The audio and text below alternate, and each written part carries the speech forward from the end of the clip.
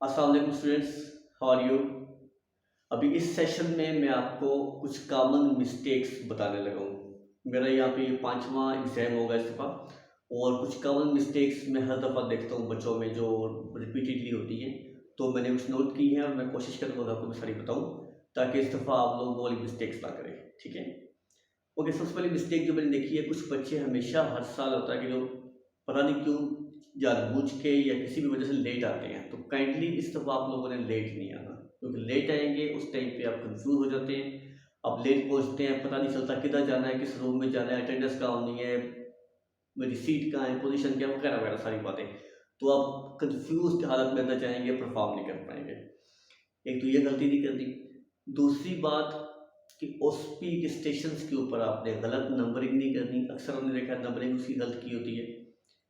तीसरी बात कि जब आप जाएंगे स्टैटिक स्टेशंस के ऊपर, वहाँ पे क्या होता है, एक इंस्ट्रूमेंट होगा फॉर एग्जांपल जो हमने पेस्ट किया हुआ है वहाँ पे क्वेश्चन शीट के साथ, या वहाँ पे स्टेशन के ऊपर आपने उस इंस्ट्रूमेंट को वहाँ से रिमूव नहीं करना, या जो क्वेश्चन शीट है वहाँ से वो रिमूव नहीं करनी।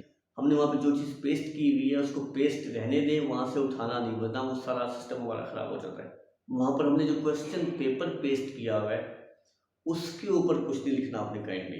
कुछ लोग वहीं पे टिक करना शुरू कर देते हैं, वहाँ पे आंसर लिख के आ जाते हैं। ठीक है, हमें पता चल जाता है किसने किया है, और आपने चीटिंग के लिए या किसी भी काम के लिए, किसी की हेल्प करने के लिए भी आपने ये वाला काम नहीं करना, उस पर कुछ नहीं लिखना काइंडली। ओके, नेक्स्ट पॉइंट ये है कि आपने ओसपी में जो स्टैटिक स्टेशंस हैं वहाँ पे जो भी क्वेश्चंस हैं उनके टू द पॉइंट आपने आंसर करने हैं। अगर किसी चीज़ का लिखा हुआ है फॉर एग्जांपल के इस instrument what is the name of this instrument, तो आपने सिंपली उसका नाम लिखना है। ठीक है। ओके, अगला अगला क्वेश्चन अगर फॉर एग्जांपल है कि ये किस सर्जरी में यूज़ होता है, तो सिर्फ उस सर्जिकल प्रोसीजर का आपने वहाँ पे नाम लिखना है। वहाँ पे कोई लंबी कहानियाँ नहीं लिखनी बैठ के आपने। टाइम बहुत कम होगा, जो चीज़ जैसे पूछी गई है बस टू द पॉइंट लिखें। बेसिकली वही पॉइंट लिखने के सारे मार्क्स होते हैं। ठीक है। ओके, नेक्स्ट है जी, आप वहाँ पे देखेंगे कि कुछ वहाँ पे रेस्ट स्टेशन होते हैं। रेस्ट एरिया का मतलब ये होता है कि आप यहाँ बैठें और अपने जो आपका नेक्स्ट स्टेशन है उसका वेट करें, थोड़ा सा आराम कर लें।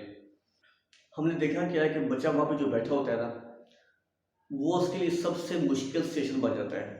बजाय इसके कि वहाँ बैठ के वो रेस्ट करे, वो कभी पीछे देखता है कि पिछला क्या कर रहा है, कभी वो आगे देखता है कि चल आगे वाला स्टेशन क्या है, आगे एग्जामिनेशन हो रहा है। कोशिश करेगा कान लगा के वो कि एग्जामिनर क्या पूछ रहा है, क्या क्वेश्चन कर रहा है, क्या हो रहा है, क्या हो रहा है। तो समझ तो उसको आती नहीं वहाँ पे बैठ के। ठीक है, तो उल्टा परेशान होगा, वहाँ पे कंफ्यूज होगा। आपने सिर्फ आंखें बंद करनी है, या बस ओवरऑल उस टाइम को आप यूज़ करें जैसे भी आप कर सकते हैं रिलैक्स होने के लिए। ठीक है, आपने रेस्पिरेशन पे सिर्फ अपने आप को रिलैक्स करना है, मज़ीद कंफ्यूज नहीं करना।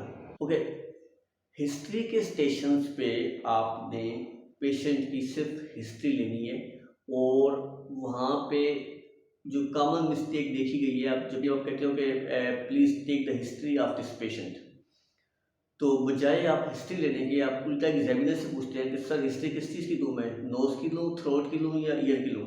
मैं अक्सर पहले भी अपने स्टूडेंट्स को ये बात बताता हूँ कि हिस्ट्री पेशेंट की होती है। ठीक है, आप इमेजिन करें ना कि आप एक डॉक्टर हैं, अपने क्लिनिक पे बैठे हुए हैं, फॉर एग्जाम्पल एक जनरल फिजिशियन है, आपके पास तो पेशेंट आता है ना, आप पेशेंट से पूछते हो हाँ भाई क्या मसला हुआ है। वो पेशेंट ने बताना है कि उसको क्या मसला है, उसके नाक में मसला है, या उसके कान में है, या गला ख़राब है, या उसके पेट में मसला है, या उसकी टांग में मसला है, ये तो पेशेंट बताएगा ना भाई। ठीक है, तो आपने पेशेंट से पूछना है कि जी बताइए आप क्यों आए हॉस्पिटल। ठीक है, पेशेंट बताएगा कि उसको तकलीफ कहाँ पे है, किस रीजन के अंदर है। क्लियर है पॉइंट ये वाला। फिर आपने आगे जो क्वेश्चनिंग करनी है वो उस डिजीज के मुताबिक या उस रीजन के मुताबिक आप आगे चलेंगे, लेकिन ये पेशेंट बताएगा कि मुझे क्या मसला है। ठीक है। नेक्स्ट जो हमने मिस्टेक आपकी नोट की है एग्जामिनेशन में, काफ़ी सारी मिस्टेक्स आपकी हमने एग्जामिनेशन में देखा आप काफ़ी सारी मिस्टेक्स करते हैं। सबसे पहले तो आप कमांड को फॉलो नहीं करते। अगर लेफ्ट ईयर कहा है तो आप राइट ईयर एग्जामिनेशन शुरू करते हैं। लेफ्ट ईयर का मतलब है लेफ्ट ईयर, आप लेफ्ट ईयर एग्जामिन करें। ठीक है, कमांड को गौर से सुने, लाइट अपनी लाजमी ऑन करें। आपके सर पे हेडलाइट होती है, आपने हेडलाइट का बटन ऑन करना है, और अगर ऑन करना भूल गए हैं और आपको एग्जामिनर ने रिमाइंड करवा दिया है तो उस टाइम भी आप ऑन कर सकते हैं, कोई मसला नहीं, हम इस चीज़ को माइंड नहीं करते। ठीक है, अगर आप गलती से उसको ऑन करना भूल गए, लेकिन एग्जामिनर के कहने पे कर लेनी चाहिए। ये नहीं कहना कि सर मुझे इसकी ज़रूरत नहीं है, मुझे नहीं चाहिए हेडलाइट, ठीक है। ओके, फिर मैं अक्सर अपने बच्चों को, स्टूडेंट्स को समझाता हूँ कि कुछ ऐसे पॉइंट्स हैं जो मुफ्त के मार्क्स होते हैं आपके लिए एग्जामिनेशन में।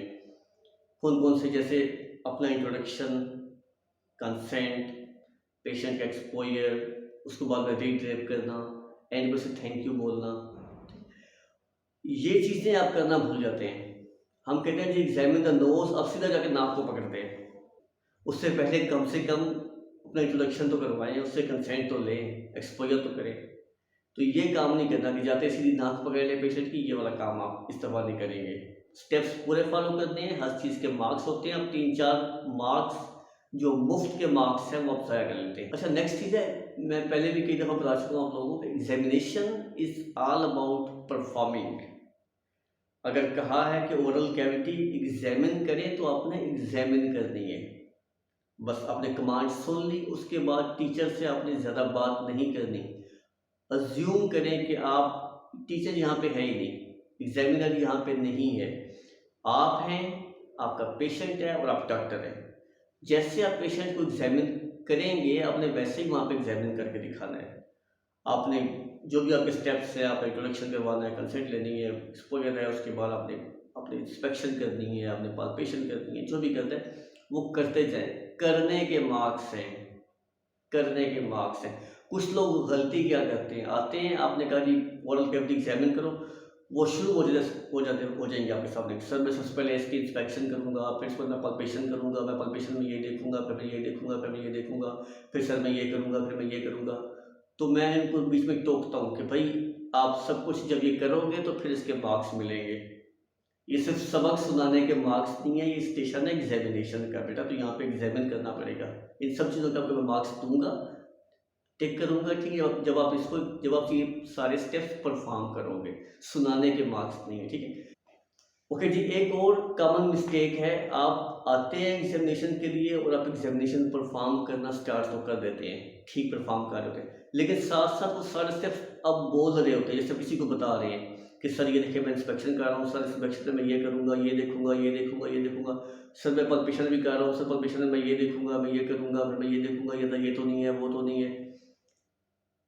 देखिए मैंने पहले भी कहा है कि भूल जाएं कि एग्जामिनर बैठा हुआ है। पेशेंट को उसकी स्टेप्स के ऊपर आप जो एग्जामिनेशन के स्टेप्स हैं उन पर कंसंट्रेट करें। हाँ, अगर एग्जामिनर ने कहा है कि साथ साथ बताओ कि आप क्या कर रहे हो और आप क्या देखना चाहते हो, ठीक है, आप इंस्पेक्शन पे क्या देखना चाहते हो, फिर ज़रूर बताएं।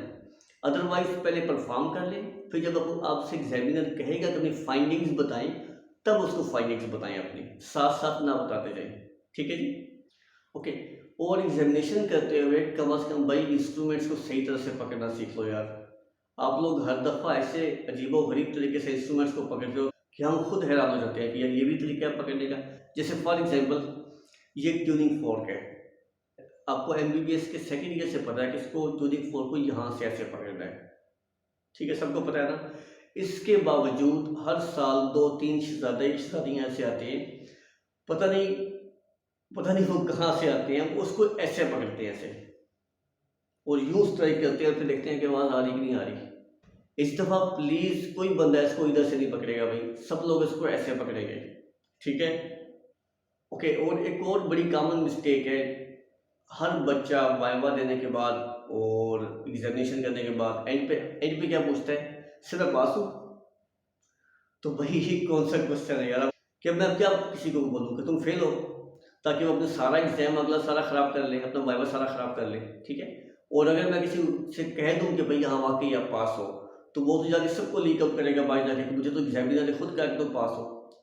लिहाजा भाई ये वाला क्वेश्चन पूछना बनता ही नहीं, क्योंकि इसका आंसर हम नहीं दे सकते, लिहाजा ये वाला क्वेश्चन नहीं पूछता। और मैं हैरान हूँ कि हर दूसरा बच्चा ये क्वेश्चन पूछता है, हालांकि हमने कभी ऐसी, हमारी तो हिम्मत नहीं थी कि एग्जामिनर से इस तरह की बात करें अपने ज़माने में, लेकिन आजकल के जो स्टूडेंट्स हैं शायद थोड़े से ओवर कॉन्फिडेंट है, तो आजकल तो हर दूसरा बच्चा ये क्वेश्चन पूछता है कि सर मैं पास हूँ।